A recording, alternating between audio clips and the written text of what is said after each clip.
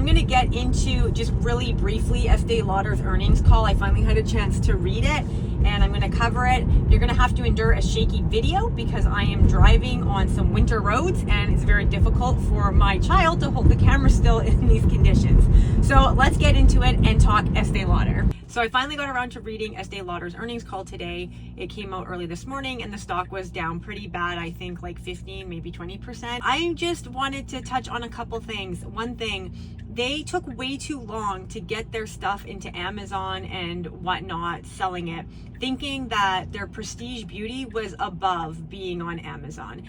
And when you're a makeup product now, you're not above that. It doesn't really matter how prestigious the line is. Number two, success breeds hubris. That is true for Estee Lauder. They thought they were like the big kid on the block. They thought all these little independent companies couldn't come in and eat their lunch, and we know that they did, and they're definitely losing market share to them. And the market today, the cosmetic market, humbled them because they actually came out and admitted that they are not holding their own anymore to these smaller companies. And another thing that caught my attention is there's been like a shakeup in the executives, and when executives aren't getting along and there's like disagreements between what should happen, as an investor you need to step back and be like, is this going to affect the company? Because one of the there was kind of like infighting within the Lauder family, and one person really did want to get online and kind of redo their marketing, which they like literally like they had to do that. But then the other person, like the old school person, was like, no, we don't have to, because they were stuck in like this old economy. And you could see that. You could see it on Instagram and online. Like these other makeup companies have a way better presence, have a way better idea of how to market to the younger group.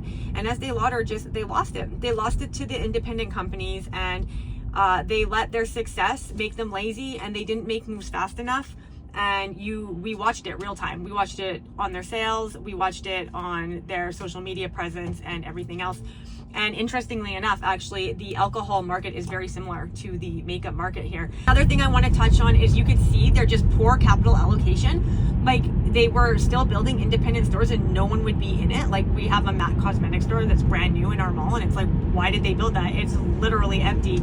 So they just really have to figure out this new economy of makeup and realize that it's different. It is not what it was when they first started, and they got to figure it out, and they're trying, and we'll see. But it is going to be a hard comeback. I think it's going to be a lot harder for Estee Lauder to come back than it is for Starbucks to come back. And shout out to The Ordinary though, because they actually acquired that a little while ago, and The Ordinary literally carried them for their North American sales, and that's awesome. I love The Ordinary, but man, Estee Lauder is bigger than The Ordinary, so let's see if they can do it.